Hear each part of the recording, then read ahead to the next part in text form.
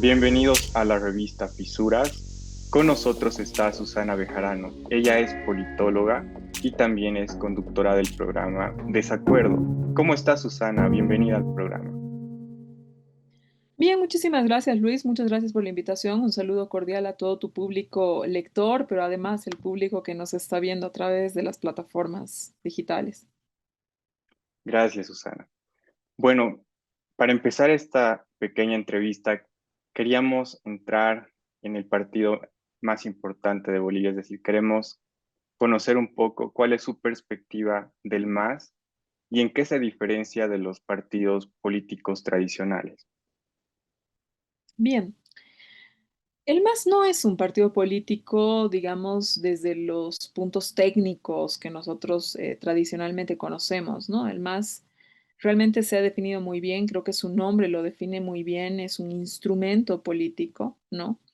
Donde han confluido distintas organizaciones, movimientos sociales, organizaciones sociales con diversos fines, ¿no? Y han hecho posible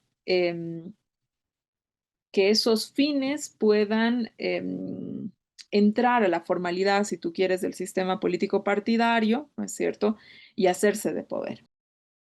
Digamos, esquemas que nosotros conocíamos de los partidos tradicionales, las formas de las militancias, las formas de organización, definitivamente fueron completamente distintas dentro del MAS. Incluso si hablamos de parámetros de formación ideológica y toda esta cuestión, el MAS es distinto, ¿no? Es distinto en su composición y en sus lógicas de acción. Ahora, me dices, ¿en qué se diferencia de las élites políticas del pasado? Mm, a ver, yo creo que las élites políticas del pasado estaban adscritas, ¿no? A organizaciones políticas distintas a las del MAS. Creo que es lo primero que habría que diferenciar, ¿no? El partido político tradicional con el instrumento político. Luego, creo que esas élites políticas del pasado pertenecían a un estamento social, ¿sí? Un estamento social que de alguna manera era la élite blanca, ¿no? Que estaba a cargo del país desde su creación, desde el nacimiento de Bolivia, ¿no? Y el MAS, digamos, incorpora, ¿no? A la élite política a personas de origen indígena, campesino y popular, ¿no? Dependiendo cómo se reconozca cada quien, que en otro momento de la historia política del país no estaban incorporados, digamos, en la élite política, porque de pronto me podrían responder y decir, bueno, pero había participación, existía el voto, como no hubo algún candidato, hubo algún vicepresidente, etcétera, ¿no? Pero el MAS lo que hizo es abrir de forma masiva, ¿no? A la participación de sectores campesinos, indígenas, populares, a la toma del poder, y no solamente la toma del poder en el hecho electoral y en la configuración de la Asamblea Legislativa, sino también en la administración misma del poder, ¿no? Una burocracia que cambia definitivamente de rostro y de composición social. Ahora, el MAS, que ha sido ese partido que ha unificado a movimientos sociales, organizaciones y también a la izquierda, parece que se encuentra en un conflicto interno que enfrenta una lógica caudillista y renovadora. ¿Qué nos puede decir de ese conflicto? ¿Qué es lo más parecido a un partido tradicional que tiene el MAS? ¿No? Creo que el conflicto, ¿no? Es lo más parecido a la élite del pasado, ¿no? Que hoy día podemos entender el MAS. El MAS es un partido, digamos, un instrumento que se ha diferenciado, se ha distanciado, e incluso yo te diría, Luis, ahora el marketing político y algunos políticos se hablan, ya no hay izquierda ni derecha, ¿no? Normalmente los políticos de izquierda señalan que ya no hay izquierda ni derecha, ¿no es cierto? Y que lo que hay ahora es adscripciones a causas, ¿no? El MAS lo hizo el 2005. Tú de pronto eras militante de que exista, tu organización social estaba batallando porque exista agua en un departamento, agua en la comunidad, etcétera, esa causa, ¿no? Se adscribía a el instrumento político y fusionaban, digamos, todas las causas que militaban detrás de las organizaciones sociales. Hoy día, digamos, hay el MAS está lejos de eso, ¿no? En esta división interna. Tú no encuentras un MAS que esté peleando por razones ideológicas, peleando por alguna causa, por llevar, digamos, la bandera de alguna de las causas de las organizaciones sociales, etcétera, ¿no? Hay una pelea por espacios de poder, por reconocimiento, por la necesidad de que quienes han estado ocupando ciertos espacios de poder liberen esos espacios y entren otros, digamos, a ocuparlos, otros batallando por el reconocimiento de lo que han sido ellos en su momento, en su espacio, etcétera, ¿no? Y entonces eso cuando uno lo ve, ¿no? Porque no ves un tema ideológico realmente al medio, ¿no es cierto? Te hace recuerdo pues al MNR, ¿no es cierto? Te hace recuerdo a el momento de la división del MNR en la década del 60, ¿no es? Que cuando vos lees lo que estaba sucediendo en ese momento, incluso las declaraciones de la traición y toda esa cuestión se asemejan mucho, ¿no? Entonces yo creo que en este momento precisamente el hecho mismo de la división, la pelea interna, las alas, como le llames, vista, arcista, caudillista, renovadora, etcétera, como se le quiera bautizar, ¿no? Es el momento que más se ha parecido a un partido tradicional, el MAS. ¿Y cómo cree que se pueda solucionar este conflicto interno, esta pugna por el poder? Bien, yo cada vez veo más complicado que se pueda solucionar el conflicto interno del movimiento al socialismo porque hay muchas heridas al medio, ¿no? Es decir, creo que la pelea ha avanzado a niveles casi personales entre algunos de los personajes más representativos de una u otra corriente al interior del MAS y es muy complicado cuando cuando las heridas empiezan a ser personales, encontrar caminos o puentes, ¿no? Creo que eso, digamos, es la realidad, ¿no? Yo siento que uno de los puentes que existen dentro del movimiento del socialismo es Andrónico Rodríguez, que no tiene ninguna tensión con real, ¿no? Con ninguna de las alas y que pareciera que una de las alas la cobija cuando políticamente esto conviene, la otra de las alas también lo cobija cuando políticamente esto conviene, ¿no? Porque de alguna manera Rodríguez ha venido señalando de forma permanente la necesidad, digamos, de reconocer y de dar un lugar, ¿no? Qué importante esa palabra, darle un lugar a lo anterior y reconociendo también que hay cosas que hay que modificar, que hay cosas que hay que hacer, que hay cosas que hay que mirar en perspectiva, que hay espacios que dar a nuevas generaciones y toda esta cuestión, ¿no? Entonces, si uno ve qué es lo que en el marco de este discurso, que ha sido el mismo del 19 al presente, yo creo que es el único discurso que no ha variado y que invariablemente Andrónico Rodríguez se ha mantenido en ese lugar, ¿no? Tú dices, si ese es el puente, uno ve que las salas intentan dinamitarlo de forma permanente, ¿no? Entonces, yo tengo la sensación que ya no existe una voluntad, por lo menos de las élites que representan los extremos, por llamarlo de alguna manera, en solucionar el conflicto, porque el conflicto ha derivado, yo creo, en algo personal, si tú quieres, ¿no? Ahora, yo creo también a la vez, ¿no? Más allá de este discurso derrotero que tengo, ¿no es cierto? Que el MAS venía ya con muchas tensiones internas en la elección del 19. Una elección que ha sido complicada, una elección que, más allá de las denuncias de fraude, que si lo creas o no, han existido, previo al momento de la elección, estas tensiones ya se venían viendo en el MAS, ¿no? Y esas tensiones, por supuesto que el 20 seguían, por supuesto que no, y que incluso muchas de estas se han agudizado. Pero cuando han visto un enemigo muy fuerte al frente, ¿no?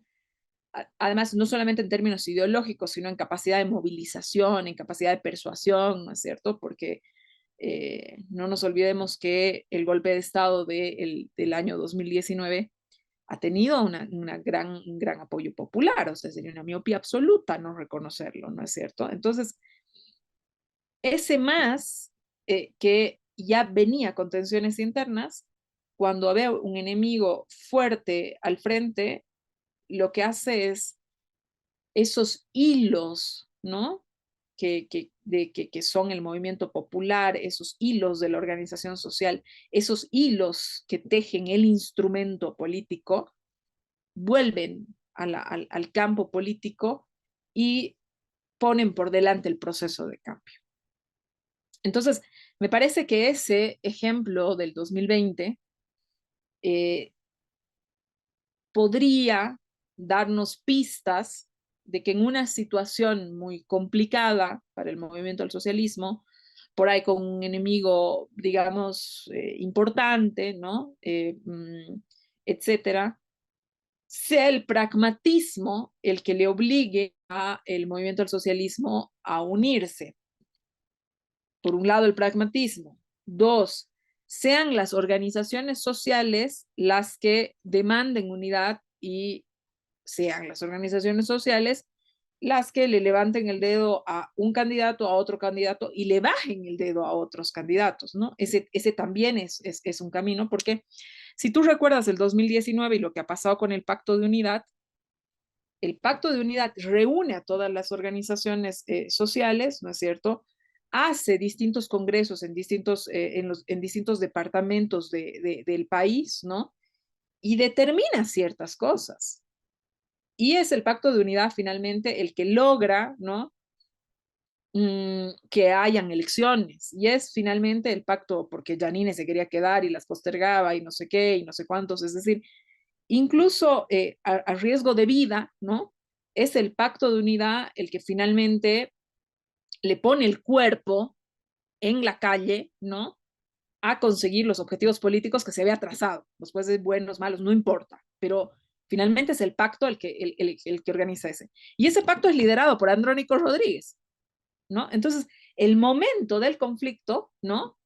El conflicto duro, cuando tenían peligro de vida incluso muchos de estos dirigentes, mmm, ponen por delante el proyecto político, ¿no es cierto? Que eso, digamos, me da pistas a pensar que en una situación compleja que se pueda dar el 2025, pueda llevarlos a una situación distinta. Hace unos momentos hablaba de la similitud que había con el MNR, ¿no es cierto? Y también hablaba de que es una posibilidad de que sea una ruptura casi irreconciliable. ¿Usted cree que las organizaciones sociales, ahora que tocamos ese tema, puedan elegir a un candidato u otro o cree que no suceda esa correspondencia con el MNR? A ver, como tú sabes, el MNR finalmente termina dividido, ¿no es cierto? Y cada vertiente termina con un candidato, ¿no es cierto? Y luego tienen derrotas electorales importantes, ¿no? Eso es una posibilidad, es realmente una posibilidad y cada vez una posibilidad más real. Es decir, lo que te decía antes, ¿no? Hay un camino de heridas que incluso uno hoy día las diría hasta personales, ¿no? Entonces, un camino, y vaya bastante probable, ¿no es cierto?, es que terminemos como más dividido. Se llamará más, eh, perderán la sigla, ¿no? Porque es algo posible que pueda pasar. Eh, Uno se llamará más, el otro instrumento político, es otra de los escenarios, etcétera, ¿no? Uno tiende a pensar que por la situación en la que se está, ese sería el camino. El segundo escenario que también es posible, ¿no es cierto?, es pensar en un MAS que resuelva sus tensiones internas en unas primarias. Ahora, evidentemente no pueden ser unas primarias diseñadas solamente para un candidato, porque la ley hoy día te permite que solamente hay un candidato. Y en una tensión política donde existen dos personas que quieren ser candidatos, pues evidentemente, ¿no? Tienes que dirimir en ese sentido. Es decir, alguien de una de las salas que me está escuchando me dirá, lo que pasa es que tú estás habilitando, ¿no? Haciendo un discurso para habilitar. Es decir, el análisis político es a partir de la realidad. Y la realidad es que existen dos frentes internos dentro del movimiento al socialismo, y la única forma de solucionar eso de forma interna es democráticamente. ¿Cómo se hace? Digamos, hay una ley que lo ha pensado, que es la ley de organizaciones sociales, que es a través de primarias. Las primarias, unos dicen no, que tienen que ser por usos y costumbres, que tiene que ser por democracia intercultural. Es la democracia liberal la que le ha permitido al movimiento al socialismo ser hegemonía. Si es consecuente y es un instrumento democrático, lo que el movimiento al socialismo tiene que poner al alcance de sus militantes es la oportunidad de votar en el marco de una democracia liberal en un voto que no tenga prohibiciones y que sea secreto. Evidentemente, con los requisitos de militancia, ¿no? No unos requisitos de militancia de 20 años, porque ¿qué haces con la juventud que se está incorporando? Tendrá que ser unos requisitos de militancia razonables, ¿no? Para precisamente precipitar la participación de esa juventud que el MAS tanto dice que quiere conquistar, ¿no? Ese es un camino y yo creo que sería el mejor camino, ¿no? Y el más democrático, ¿no? Además, dando ejemplo de democracia al resto del sistema partidario, ¿no es cierto? Porque el MAS es el partido más importante que existe en Bolivia, por lo tanto, es responsable, ¿no es cierto?, de también dar ciertas pautas a cómo se mueve el sistema de partidos en Bolivia, ¿no? Entonces, ese me parecería que es el camino más razonable. Ahora, evidentemente, cuando uno escucha a los diferentes personeros de las dos corrientes partidarias, esto no está ni por asomo. Esto quizás es una reflexión casi de laboratorio intelectual, ¿no? Que a nosotros de pronto nos parece absolutamente razonable, pero las salas no lo están pensando de esa manera, ¿no? Lo otro es definitivamente que no se consolide ninguna posibilidad, que alguien se haga del MAS, ya sea Evo Morales, que se quede con el movimiento del socialismo, ya sea que desde el otro ala consigan vía judicial quitarle el partido a Evo, porque en eso están, ¿no? Eso también hay que ser muy claros con aquello, ¿no es cierto? Eh, ese es el otro escenario también bastante posible. Pero yo sigo depositando, ¿no? Ante un instrumento político tan grande y con tanta y tan inclusivo como lo fue el movimiento al socialismo, sigo pensando que las organizaciones sociales van a jugar un rol protagónico, capaz si no ahora, sino cuando este problema interno haga más crisis, porque lo que estamos viendo todavía no es el fondo, ¿no? O sea, cuando el problema se haga todavía mayor, me parece que las organizaciones sociales van a terminar eh, dando su palabra. Antes de que lleguemos a ese momento decisivo y electoral, todavía queda un camino de gobernabilidad para el presidente. ¿Cómo ve esa gobernabilidad del presidente Luis Arce?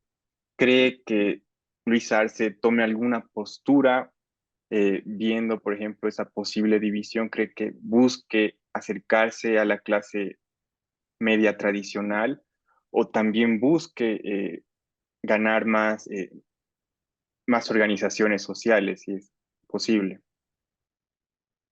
Nuevamente, yo creo que el análisis político hay que hacerlo basado un poco en los hechos, ¿no?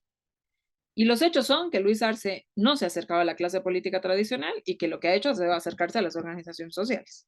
Esos son los hechos. Tú tienes en los hechos, digamos, un más oficialista, si tú quieres, ¿no es cierto?, que es respaldado por bastantes organizaciones. Tienes una COP que respalda al gobierno de Luis Arce, que tiene una pelea de frente con el otro ala, con Evo Morales, digamos. Tienes una CTUCB partida, una que apoya a Evo Morales, otra que apoya a Luis Arce. la oficial de alguna manera, por decirlo también, ¿no? Es la que apoya a Luis Arce. Tienes un grupo de Bartolinas que apoya a Luis Arce, tienes un grupo de Bartolinas que apoya a Evo Morales. Entonces, lo que yo estoy viendo es una disputa por el movimiento al socialismo y por todo lo que compone el movimiento al socialismo. Incluso la clase trabajadora, ¿no es cierto? También está en disputa, hacen llamados a clase trabajadora profesional del uno y del otro lado, etcétera, ¿no? Que, o la clase trabajadora en el mundo popular, ¿no? Que se enquista, digamos, en las zonas periurbanas de las ciudades, ¿no? Entonces, por lo que hemos visto, Arce no se está acercando a la clase media tradicional. Lo que Arce y el arcismo está haciendo, está disputando el MAS en la composición del MAS que conocemos, ¿no? Me parece que eso es lo que está pasando, ¿no? Ahora, evidentemente en el camino, ¿no? Y en el camino hacia las elecciones, que no sabemos cómo terminará, si terminen dos más o un más que al final se resuelven primarias, etcétera, hay un paso que hay que dar. Porque quien vaya a ser el candidato del MAS, eso no te garantiza que tú has ganado las elecciones del 2025. Hay un trecho más que hay que recorrer.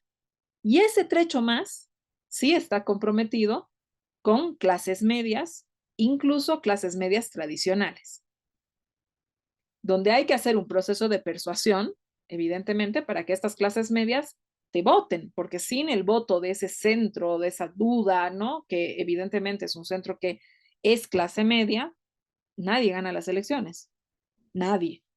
Es decir, el MAS tiene un 40% de votación prácticamente sólido, la oposición tiene un 35-40% de votación, un antimasismo, ¿no? Que van a votar por, digamos, otro 40% que va a votar por otras opciones, y un 20% a conquistar, ¿no es cierto? Entonces, ese 20% a conquistar normalmente es un 20% que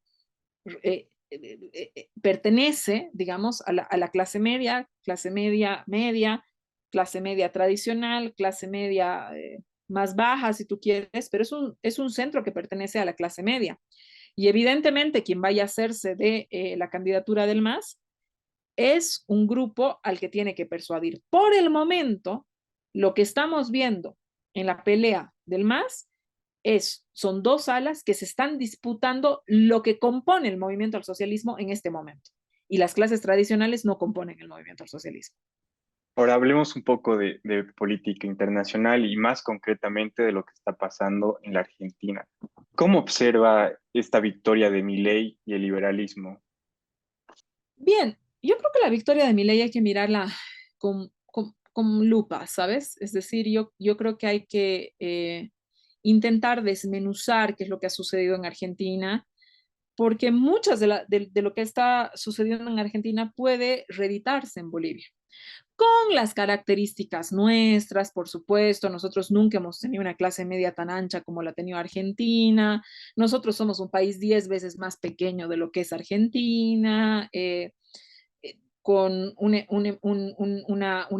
empresariado mucho menos desarrollado, un estado del bienestar muchísimo más contraído de lo que tiene Argentina, etcétera, ¿no? Entonces, evidentemente a veces uno dice, bueno, se traslada, pronto va a surgir un Milei en Bolivia, sin tomar en cuenta de que no estamos hablando del mismo país, ¿no? Es decir, no podemos hacer un traslado, de decir, bueno, ahora viene un Milei y no sé qué. No, Bolivia tiene otras características, tiene otras condiciones, tiene otro nivel de vida, etcétera, etcétera, ¿no?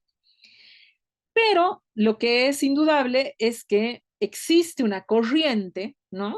Yo no diría solamente en Argentina, sino lo que Argentina refleja es que existe una corriente de, digamos, renacimiento o no renacimiento tampoco, como presentar como nuevo algo que no es nuevo, que es viejo, que ya lo hemos conocido, pero presentarlo como una novedad que es el discurso neoliberal, ¿no? Entonces, Milei lo que está haciendo es crispar ese discurso neoliberal, libertario, si tú quieres, ¿no? Eh, Proponiendo fórmulas, quizás haciendo mucha eh, mucho alarde, mucha mímica en torno a ciertas medidas, pero realmente son medidas de shock que de pronto en Argentina se han aplicado, no con la radicalidad de pronto que quisiera mi ley, ni que podría aplicarla mi ley, ¿no? Pero que ya se han aplicado. Entonces, ese fenómeno, ¿no? Yo creo que de repensar ciertos discursos que estaban de pronto afianzados, ¿no? En el país, ese fenómeno sí puede darse, ¿no? Es decir, tú tenías un movimiento del socialismo que ha puesto las bases del horizonte país, ¿no? Por eso es tan difícil ganarle al MAS, ¿no? Porque el MAS ha puesto las bases de, de cómo el país se ve en los próximos 20 años, digamos, ¿no? Eh, y yo creo que el fenómeno Milley le hace una alerta al MAS de decir, esas bases que tú has instalado y que te hacen el partido político más fuerte y más sólido del país, pueden cuestionarse. Ahí me parece que está, digamos, la observación desde Bolivia para hacer a Milei, ¿no? Ahora, si tú me preguntas sobre Milei y el fenómeno dentro de la Argentina, yo te diría que los argentinos, digamos, que lo que les ha pasado es que están cansados, ¿no? Y no me refiero, digamos, a una generación no sé, de 45 para arriba, ¿no? Sino es más bien esa generación de 45 para abajo, ¿no? O las generaciones de 45 para abajo que sienten que no logran encontrar ni en la izquierda ni en la derecha un país que más o menos les entregue las condiciones que les promete que les va a entregar, ¿no? Es decir, de pronto con Cristina había una situación de mayor estabilidad, pero con índices de corrupción muy altos, ¿no? Llega Macri, desinstala, digamos, todo ese estado del bienestar y no sé qué, y se presta nuevamente dinero y empieza y hace todo un proceso contrario, digamos, a lo que estaba proponiendo Cristina, endeuda a la Argentina, etcétera. Vuelve el peronismo, ¿no es cierto? Y empieza nuevamente de cero, ¿no? A querer desinstalar todo lo que había hecho Macri, volver a lo que había. Entonces, evidentemente un país, claro, si tú entras en estas dinámicas blanco-negro, ¿no es cierto?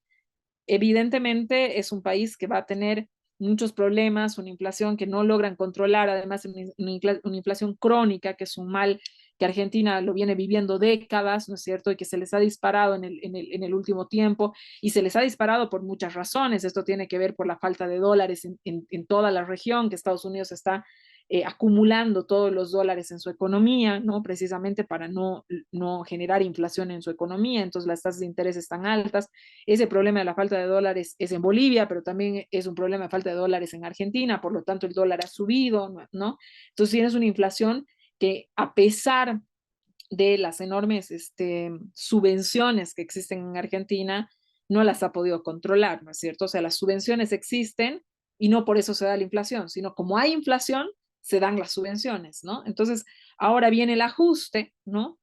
Que yo creo que hay que, en algunas cosas, evidentemente ahí no se equivoca mi ley, que hay que ajustar, pero hay que ver cómo se hacen esos ajustes, porque esos ajustes lo que van a hacer es generarte más inflación todavía, ¿no es cierto? Entonces, es un problema muy complejo el que tiene la Argentina, y yo creo que la gente ha ido agotándose del sistema político, ¿no? Entonces, hay mucha gente que de pronto te decía, a mí no me interesa, no me interesa, es decir, no me interesa si le voto al señor que ha dicho que no voy a tener derechos, no me interesa, porque realmente luego, ¿cuál estado del bienestar, no? Si no puedo conseguir un dólar para nada, ¿no? Entonces, me parece que ese hartazgo de la clase política, ¿no? Que lleva a votar por un candidato que esté en contra de los derechos, ¿no? Los derechos de las mujeres, ¿no? Que niegue el cambio climático, qué sé yo, es el retrato del cansancio, ¿no? Del cansancio, del agotamiento del sistema político. ¿Qué me importa que sea presidente cualquiera? El que tiene la motosierra, que lo sea, ¿no? Y entonces yo creo que la gente o el sistema político, la clase política, lo que tiene que mirar es hasta qué punto, ¿no? Aquellas propuestas y todo lo que le dicen a la gente lo pueden cumplir y hasta qué punto, digamos, el votante no está cansado de ellos, ¿no? No está desilusionado de la clase política o qué está esperando de la clase política o que ya deja de esperar de la clase política, porque hay una cosa que me parece importantísimo, Luis. Es mucho más peligroso que el votante deje de esperar nada de ti. Esa es la decepción absoluta. Es decir, que no tenga puesta ninguna esperanza sobre ti, ninguna, que no seas capaz de generarle ninguna certeza y por lo tanto ninguna esperanza. Entonces yo creo que la clase política tiene que mirar cómo está la temperatura del de los votantes bolivianos. Susana, tú comentabas acerca de esa dinámica en Argentina de la oposición y el oficialismo, pero también la estamos viviendo en Bolivia, ¿no? Esa polarización, esa división, ese enfrentamiento entre bloques.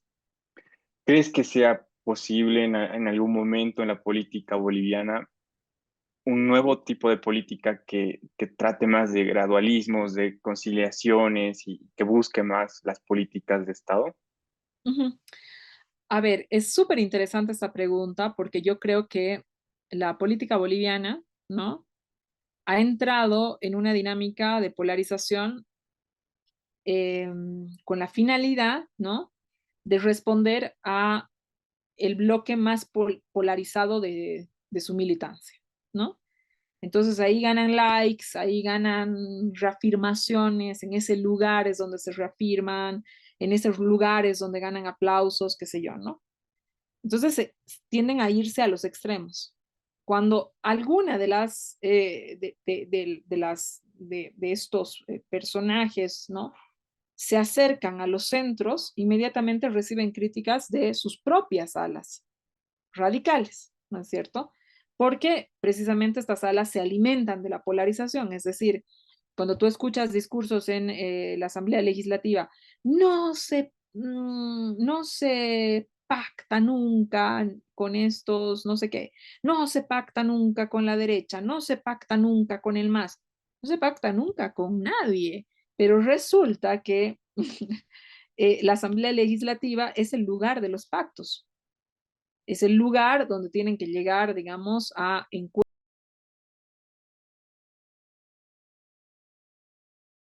legislativa de Creemos, es una asambleísta legislativa nacional que responde a los intereses nacionales antes de responder a los intereses partidarios. Eso es lo que dice sus tareas constitucionales. Bien, entonces, ahí cuando existe, digamos, un acercamiento, ¿no? Una necesidad de sentarse y de tomar decisiones desde administrativas hasta políticas, son las alas radicales las que impugnan esas decisiones y las que impugnan, ¿no? Entonces, estas cabezas, ¿no? Otra vez se contraen y vuelven a los polos. ¿Qué es lo que está esperando la mayoría? La mayoría precisamente lo que está esperando es la posibilidad de encontrar en la política un lugar de soluciones, un lugar de pacificación real, no la pacificación de Janine con metralla en el hombro, digamos, ¿no? Sino, y con pacificación nos referimos, digamos, a un proceso de estabilidad, ¿no? No solamente económica, etcétera, sino de estabilidad, de paz social. Cuando yo salga a la calle o tú salgas a la calle, no sintamos que hablar de política nos pueda poner en apronto inmediatamente con alguien o que mañana esta charla signifique que un enajenado o una enajenada pueda salir a la calle y gritarme porque me ha visto hablando con Luis sobre temas políticos, ¿te das cuenta? Esa es parte también de lo que significa la paz social, que yo pueda expresar mis ideas y que estas ideas no tengan, digamos, una impugnación fascista por existir. Entonces, esto es muy difícil cuando tú tienes a los extremos apostando por la polarización, ¿no? Es decir, los extremos están en una apuesta polarizadora porque así se reafirman en sus grupos, pero no logran alcanzar una persuasión a los del centro. Entonces, un nuevo bloque tiene que ser un bloque. Yo creo que en este momento no existe ese bloque en la oposición. La oposición está más bien con unos discursos libertarios, recogiendo las ideas de Milei, que muchas aquí son chistosas, ¿no? Absolutamente inaplicables, ¿no? Pero creyendo que esas fórmulas van a dar de sí, ¿no? Luego tienes un movimiento al socialismo que si bien es un partido muchísimo más amplio que la oposición o las distintas oposiciones, también está tendiendo, ¿no? Precisamente por su pelea interna, a buscar ese lugar, digamos, de polarización para reafirmarse y poder tener grupos de reafirmación, incluso que para su pelea interna, ¿te das cuenta? Pero yo creo que aquellos grupos nuevos, y no voy a hablar solamente de la oposición, sino también esos grupos nuevos dentro del movimiento al socialismo, solamente tendrán éxito si son valientes. Y ser valiente es capaz de salir de esa zona de confort que es la polarización para entrar en una zona que es complicada, pero que evidentemente va a tener unos resultados distintos y mejores, ¿no? A largo plazo, que es apostar por generar puentes, por apostar por de verdad hablar de una pacificación, apostar de verdad por generar cierto tipo de diálogo con el otro, ¿no es cierto? Porque no existe manera de construir un país para todos si no es con todos, ¿no es cierto? Si no es atendiendo a las necesidades de todos los grupos sociales. Y en esas necesidades de los grupos sociales están también los minoritarios, ¿no? Los minoritarios, entiéndase, como aquellos que pierden las elecciones constantemente, ¿no es cierto? Que tienen, ¿no?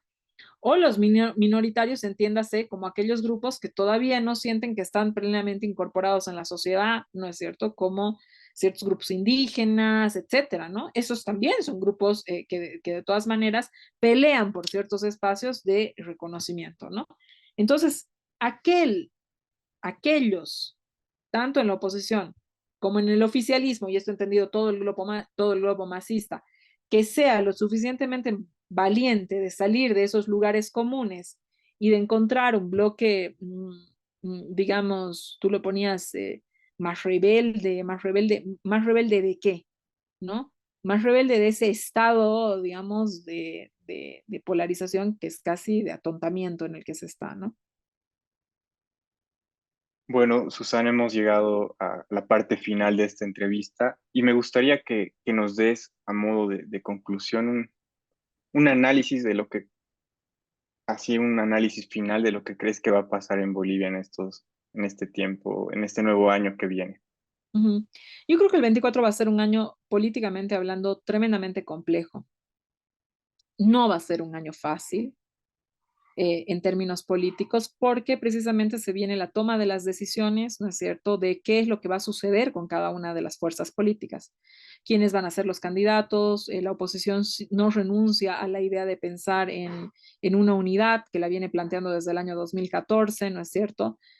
No ha renunciado a esa idea, esa unidad cada vez se ve más complicada. Juan del Granado ha dicho que va a lanzar nuevamente su candidatura o a su partido.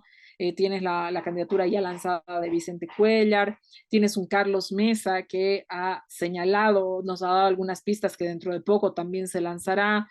Tienes un Samuel Doria Medina que está ahí, ¿no? No sabemos qué vaya a hacer, pero que está ahí, ¿no es cierto? Tienes un Manfred Reyes Villa que si bien ha declarado que no va a ir a las elecciones, que con esto él y acaba su tiempo político, por supuesto que no es cierto, ¿no? Es decir, Manfred Reyes Villa es otro de los personajes que va a estar dentro del ruedo político, ¿no? Entonces tú ahí tienes, digamos, personajes un camachismo que habrá que saber qué es lo que hace, ¿no? Porque tiene cooptado mucho voto en Santa Cruz y eso es un bolsón de voto tremendamente importante, ¿no? Entonces tú puedes decir, sí, lo ideal es una unidad. Lo ideal es una unidad detrás de quién. Todos creen que son capaces de ellos conducir la unidad.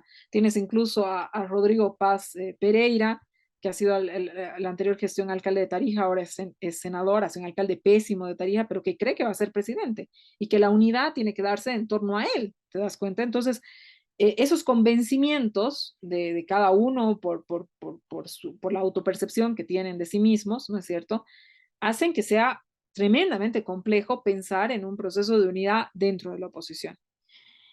Y el movimiento del socialismo ya lo hemos explicado, ¿no es cierto? Es un momento de tensión interna tan complicado, ¿no? Que es el 24 el que va a tomar la decisión de cómo son esas primarias, de cuáles son las características que tienen, de si hay o no hay ley, ¿no es cierto?, para unas primarias que obliguen a mínimamente 2 candidatos.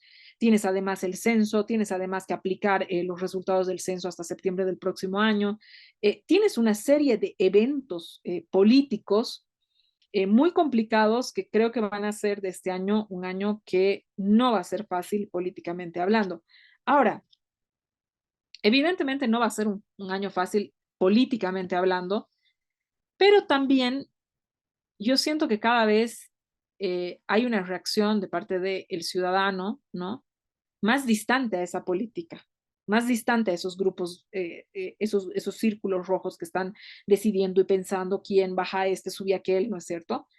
Y eso me parece que el sistema político, que no lo toma en cuenta, debería hacerlo, porque precisamente es una alerta.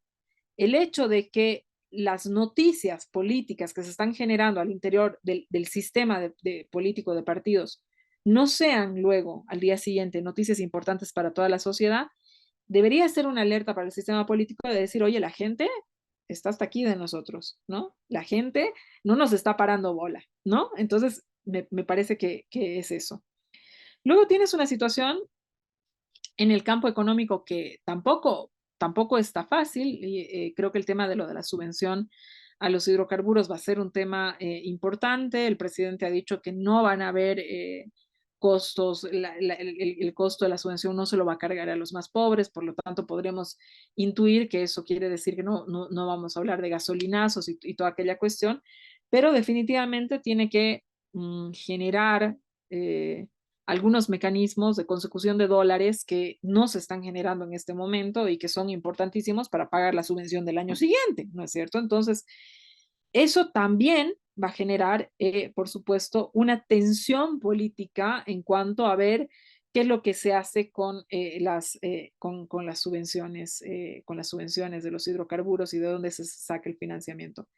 Entonces, el 24 definitivamente no es un año fácil políticamente hablando, económicamente hablando tampoco lo es, pero bueno, definirá lo que vaya a suceder en las elecciones del 25. Bueno, Susana, te agradezco mucho esta entrevista que nos has dado y espero tenerte en una próxima ocasión. Muchas gracias, Susana.